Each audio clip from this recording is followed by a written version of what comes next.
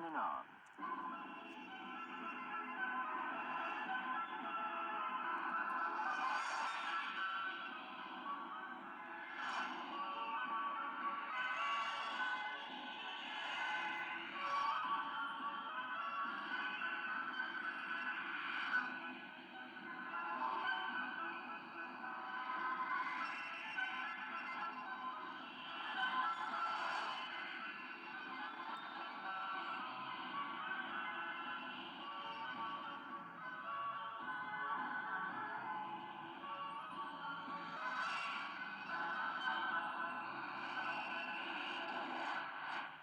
This is the Voice of America, Washington, D.C., signing off.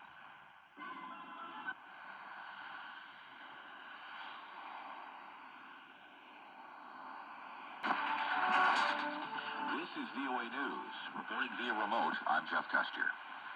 Authorities in Taiwan say China has fired at least 11 ballistic missiles into the water encircling Taiwan Thursday, a day after U.S. House Speaker Nancy Pelosi wrapped up a visit that enraged Beijing.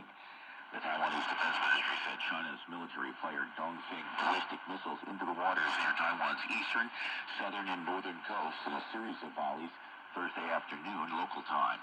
China initially said the live-fire military drills will impact 6 zones near Taiwan and would last through Sunday.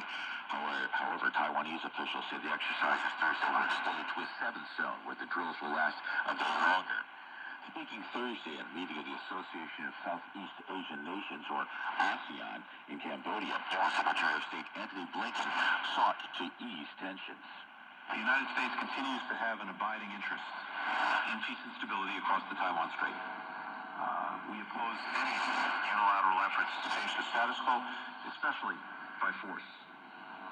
We remain committed to our One China policy, guided by our commitments under the Taiwan Relations Act, the 3 communiques, and the 6 assurances.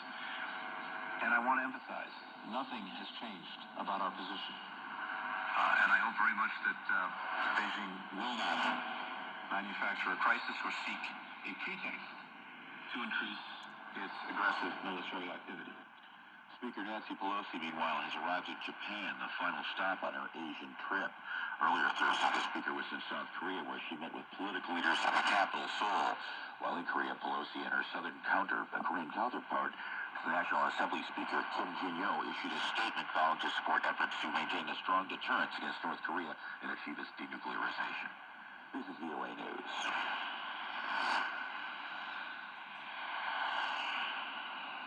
Lebanese government officials say the Syrian ship, which Ukraine alleges is carrying grain stolen by invading Russian forces, left Lebanon Thursday en route to Syria. The Laodicea had docked in Lebanon's Tripoli port July 27th with some 10,000 tons of barley and flour that Ukrainian officials have said was plundered by Russia from Ukrainian stores. Lebanon's caretaker transport minister told the Reuters news service Thursday the ship had sailed. The Lebanese judge had issued a 72-hour seizure order Monday, but it was lifted late Wednesday. A release order issued by the Tripoli port said the ship would be allowed to leave in accordance with Lebanese law, but offered no comment on Ukraine's accusations. The Ukrainian Foreign Ministry Thursday urged Lebanon to reconsider its decision to let the ship go. Russia denies stealing Ukrainian grain.